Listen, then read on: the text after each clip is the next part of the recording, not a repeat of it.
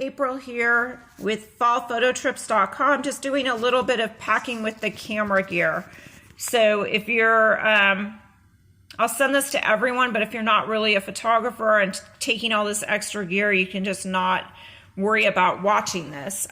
We will have a mixed group. So again, for photographers, kind of balance out what you're taking. I mean, no one cares in a 1 week trip if we see you in the same sweater more than once. Believe me, you're going to be seeing me in probably some of the same outfits, same hats, just a heads up. So, and nothing's so fancy that you can't get by with your jeans and your hiking boots and your sweater.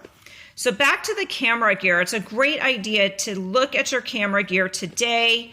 When I pack, I often am packing my camera into a backpack that doesn't scream Canon or Sony or whatever my brand of camera is.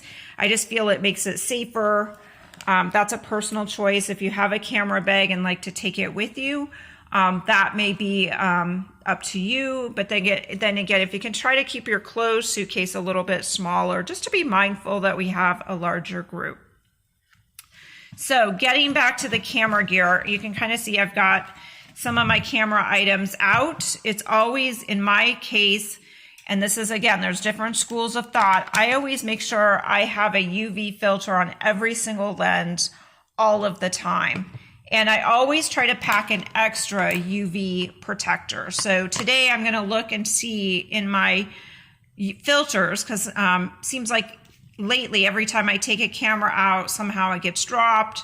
The filter has protected my lens multiple times. So I'm gonna pack an extra UV protector, because the worst thing is if accidentally I do drop the lens and break the UV protector, I wanna be able to immediately put a new one on. And that's not an item that's gonna be easy to find, or I'm not going to want to take time away from other individuals to try to go look for one, because you're not going to find one just at Walgreens. These are specialty items. Amazon, of course, will, a lot of people now are using Amazon. They'll ship these things right to your house. So I'm going to double check. The way to determine, of course, need to look at each lens, because each lens will be a different size. Like this one's a 67 millimeter. I may also buy a couple extra lens caps. Again, these are fairly inexpensive, and oftentimes they get lost, they roll down the hill, fall underneath the car. So I'd rather have extra lens caps as well. So that's something I put on my list. You might also want to get one of these. This is a neutral density, variable neutral density filter. This one's for my 67 millimeter lens.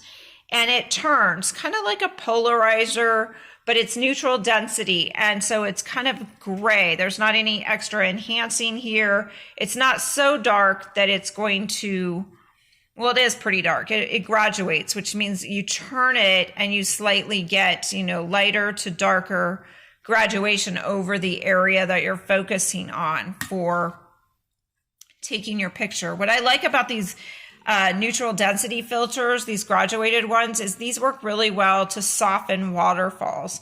If you want to get that soft, milky look on a waterfall without standing there for a very, very long time, the graduated neutral density, variable neutral density filter is your friend. And it'll also smooth out waves, or, if you've got a ripply pond, it can make it look really beautiful. It does some nice things.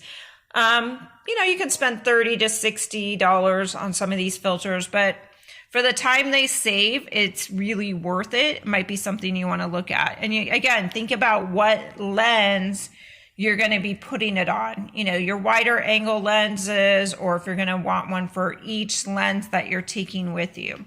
So I would pick up one of those to take with you. Make sure you have it labeled so you can find it again. That's sometimes my trick, is once I take it with me, it's like, well, where did I put it? So if I use this older container, I'm going to label this container and make sure that I have an extra UV lens for each of these. Like this one, I seem to have lost a lens cap just from going to Alaska. So now I'm going to look for that.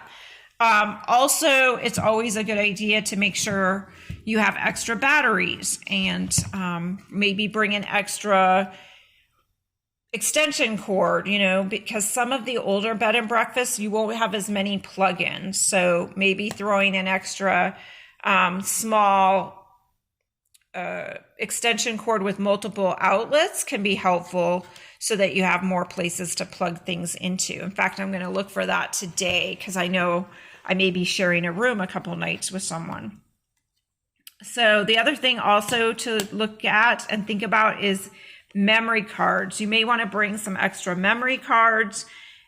Think about memory cards come in different speeds. We'll be doing a lot of landscape, but if you want faster cards, you know, sometimes those faster cards cost a little more money. Depends on, you know, again, what you're photographing. You know, most of our trip will be a lot of landscape, maybe some street photography, low light, early morning, or in the evening. So those are just a few tips there. Also, if you're going to be out photographing, you can see, and I don't know where I put my fleece hat all of a sudden.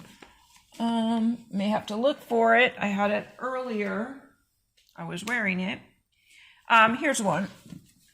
Hats. You know, I have a fleece hat that'll pull down over my ears in the morning because it might be chilly early morning when I'm out. I have a flat sun hat that'll cover my ears. If it's a warmer day and the sun is bright, I want to make sure my ears aren't getting radiated. Extra protection there. And, you know, just a general, you know, cap for the day, sometimes with a brim to shade my eyes a little bit if I'm trying to photograph. So those are important things to think about. You know, if you're used to wearing them, great. If you're not, you know, that you may not need a hat. So those are things to consider when you're packing. So that pretty much wraps up my camera checkpoints, is just thinking about what to pack. And again, for photographers, we'll have optional extra time in the morning doing sunrise photo locations, but throughout the day, we may not have as much luxury of time, considering that we're going to have breakfast at 9 and we lose the light by 6. And in between there, sometimes we've got maybe an hour to 2 hours to get between, you know, different places. So again, you may want to think about a travel lens, something that'll cover, you know, during the day. Like this one is by Tamron. It's the 18 to 400. So it covers quite a range. Of course, it is quite heavy. So there's that to keep in mind. So I also have my secondary backup camera is my mirrorless camera. But it could also just, sometimes it's just my cell phone during the day. The other thing you might want to look at, photographers, and I just found another pair of these, they're kind of hard to find, are these convertible gloves. They have some thick ones, they have some thin ones.